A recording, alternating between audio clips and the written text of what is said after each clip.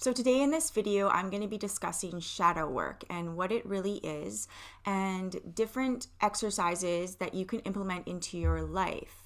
And this is shadow work for beginners, but these tools that I'm going to list off here in this video today are actually really profound for transformation and healing. So by the end of this video, you'll have 4 steps and understandings of what shadow work is and how you can implement it into your life. For healing technologies and advice for your transformation, make sure to subscribe to my channel and hit the bell if you want to be notified when I put out new content. So I had a teacher who taught me shadow work, and that was about a decade ago, but I spent about 3 years with her and really learned a lot of amazing techniques and even ancient techniques on how to do shadow work. Shadow work for me has been the most profound tool in my life for transformation.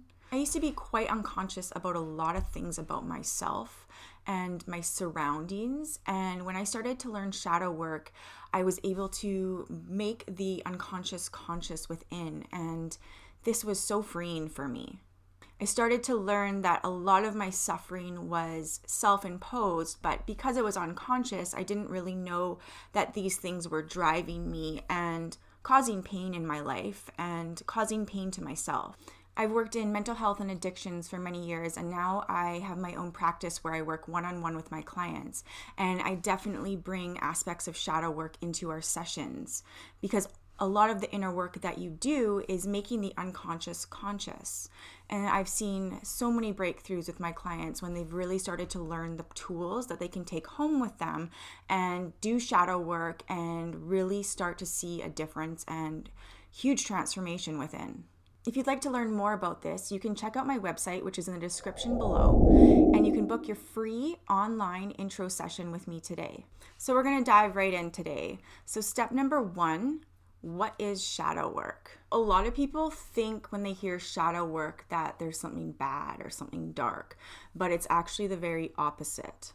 What shadow work really is that it is making the unconscious within conscious. So when we come into this world, we're whole. Look at children when they're really young. They're so free and they're authentic and they're not trying to be anything or trying not to be anything. But what happens is that children go through difficulties. It's inevitable, and there's trauma that happens, and this can create a fracturing to the psyche. And usually what this is most commonly based around is giving up your authenticity for attachment and approval. And so what usually happens is that the child is acting a certain way in their authenticity, and somehow they're given a message that it's not okay to be that way. And so they internalize this and create a belief system that they should not be that way or can't be that way because they won't be loved. So children are dependent on their parents for survival. They're fed by their parents, they're clothed by their parents, they have a roof over their head because of their parents. So it's a survival mechanism that they create to disengage with their authenticity and become different than what their true selves really are. And this definitely happens on somewhat of an unconscious level where the child goes through this. It's not like they all of a sudden decide, okay, I can't be like this anymore. It's just like this gradual process that happens where they learn that they can't act this way. So they actually have to cut off that part of themselves. So this part of them that was the authentic part of them, what brought them joy, it was them being themselves, is now almost shamed, and they're shameful for it. So they cut that off, and then it becomes unconscious. The child then denies this part of themselves, and they repress it deep down. And so this is incredibly painful because you're taught at a young age that your authenticity is not good enough or is too much or is not important. The child is literally cutting off an aspect of themselves. They are denying a part of themselves and then repressing it. This can create a deep emptiness within because they're now separated from a true part of themselves. So what shadow work does is it identifies these lost or repressed or denied aspects of ourselves and reclaims them. So this process can be painful because You're having to bring up the emotions and experience that you went through as a child for it to be able to heal. Shadow work to me is rewinding back into the past of where that aspect was fractured or got separated from you and really coming back together. But you have to go through the trauma or the difficulty that you went through that caused that fracture in the first place. And so we're going to move on to number 2, which is really understanding the shadow. And so most people wear a mask to the world, but beneath that mask is actually our shadow. It can be that wounded part within, fragmented, isolated, sad, in pain, and we usually ignore these parts of ourselves and just keep repressing it down and down. And the more that we keep repressing these parts of ourselves down or rejecting these parts of ourselves or labeling them bad, the more we will create false aspects within to survive in this world. So to wear masks to the world because we feel that if we wear these masks, we'll be accepted by others. But the problem with this is not living in our authenticity, which is true freedom. We get so used to these parts of ourselves that are somewhat false, because when you repress something and break it off from you and deny it and push it down, something has to replace it. And so we usually replace it with limited core belief systems about ourselves or acting in a different way that we think is socially acceptable. So these coping mechanisms become adaptations of our personality, and then we truly believe that's who we are. But it's not who we are at all. They're false aspects of ourselves to survive. So by acknowledging these denied and repressed parts of ourselves can be incredibly healing, and it is the number one way to take a walk back towards your authenticity. And so the first step within shadow work is to really acknowledge that you can do this work and that you deserve to be your authentic self. You deserve to be happy. You deserve to be free. Recognizing this and seeing your self-worth is really crucial for doing the work. You have to have self-love and really believe in yourself in the process for this to really work. And so I'm going to move on to step number 3, which is how to really recognize the shadow. And that's to pay attention to your emotions and feelings. Our negative emotions are portals into the shadow. They really help us determine our wounds and our fears. So when emotions come up for you, really sit with that emotion and ask it, what am I feeling? What is this? Is it anger? Is it sadness? Is it frustration? Is it shame? What emotion is it? And then ask yourself, why am I feeling this? So connect to what triggered you into that emotion. What was it? So for example, if your partner says something to you and it triggers an anger aspect within you, but then you also notice that there's a little bit of sadness underneath. Well, really connect with that anger and sadness and ask, what is it trying to tell you? Why is this coming up? And then ask yourself if this is familiar to you. Have you ever felt this way before? This anger and this sadness that's mixed together. What is really coming up for you? I'm going to give you a tip. Everything that you're triggered by in the present moment really actually has nothing to do with the present moment. You're actually being triggered because it has to do with the past. So something that was difficult that happened, or trauma that happened in the past, or a scenario that is similar to what's happening in the present has triggered the present moment and brought up old wounds.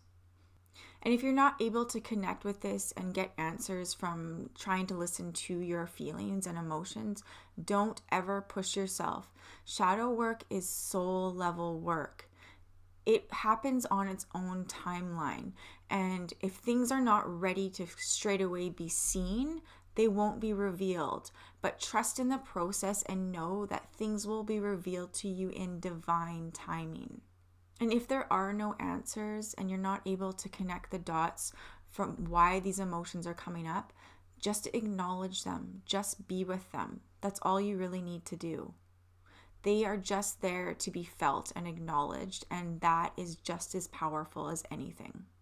So a lot of people really just want to feel better, and they'll do anything they can to feel better when emotions come up. But what shadow work is really feeling your emotions and being okay with the discomfort and really starting to become comfortable within that discomfort. And of course, it's not going to be overnight, but with time and practice, you'll start to get comfortable with these uncomfortable feelings and understand that things are coming up for healing, and you can use your emotions as tools to go deeper into the shadow. They are the gateway to the aspects that were repressed and denied in childhood. So for example, if I have shame that comes up for me, which is like a really hard emotion sometimes to experience. Shame doesn't feel very good, but when I see shame come up, I'm like, ooh, okay, here's the gold here, because shame is an emotion that is really the mother of it all. Like, it is underneath everything. And shame is actually what repressed and cut off those aspects of ourselves when we were children. Because if we weren't shameful of it, we wouldn't have repressed it. So when shame comes up for me, I know that I'm onto something, and it's a gateway for me to really move in a direction to finding out what's underneath and bringing my shadow to the surface and seeing aspects of myself that I've repressed and being able to heal those aspects and reclaim those aspects within. So now we'll move on to number 4, which is identifying the shadow. So how do we do this? Well, an exercise or technique that I like to use is observing myself when judgments come up around others. And so first off, when we're judging someone else, it really has nothing to do with that person. It actually has everything to do with us. I love the saying that when you point one finger out, you have 3 pointing back at you. So this is a good signal to do the inner work when you notice judgments coming up towards others. So I'm going to give you an example of something that triggered me. So I noticed this one woman that was in my life. She was very forthcoming and she really had no filter, and she would just speak her mind, and this really triggered me. And so I went back home after noticing that there was this judgment that came up, and I was really irritated by it. And I started to recognize that what I had suppressed within myself at a young age was my voice. I suppressed my voice so much that I even got thyroid issues and autoimmune issues within my body attacking my thyroid. So what this showed me was that actually this woman was able to speak her truth, but because I had suppressed so much of myself speaking my truth, I then rejected this part of her because I also rejected this part of me. So when we have judgments that come up to the other, we can really be grateful that they're actually showing us our shadow. So then we can take this aspect that we see that we've repressed, that we are judging in another as well, and we're actually rejecting that part of them, and then see what core belief systems are attached to it. So identifying the shadow or core belief system that you've created around this aspect of yourself that's been suppressed. When we can identify our core belief system, we can start to do belief work around it and see that it was never true in the first place. So for example, if you created the belief system that you're a burden for speaking up, or that you're bothering others because you're speaking up, because you somehow learned this as a coping mechanism when you were a child, you can ask yourself if this is true. Is it really true that you're a burden, or that I'm a burden for speaking your truth? No, it's not true. And then you can also ask, who would I be without this belief? So this work comes from Byron Katie's The Work, and it's a profound tool for really understanding and debunking our core belief systems, our limited core belief systems that we've created about ourselves. So what does the belief I'm a burden create? Well, it suppresses one's voice. It creates people pleasing, tippy-toeing around, so you're never putting anything on anyone else, and really monitoring yourself to appease to what you think other people want or need. So who would you be without this belief, I'm a burden? Well, you wouldn't be restricting your voice. You wouldn't be restricting your actions in a way that is authentic to who you truly are. So you'd be living in a space of more freedom. You'd experience an inner peace within because you would be okay with yourself. You're not living your life based upon this belief. And so really trying to connect to the feeling of that freedom of who you would be without this belief can be an incredibly powerful technique and really show you who your authentic self is underneath that core belief system. And that's really what shadow work is going back into our authenticity, reconnecting with the authentic self. It is bringing up the parts that we've denied and repressed and bringing them up to be accepted and integrated within. So now you've learned the 4 steps to shadow work for beginners. And if you really start to implement this into your daily life and keep these steps in front of you, you will start to notice huge transformation and healing.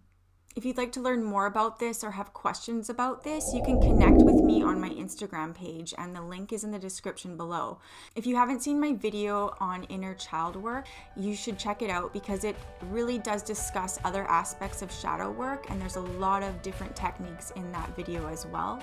If you like this video, hit that like button and be sure to subscribe to my channel and share with your friends. My name is Tess, and thanks for watching.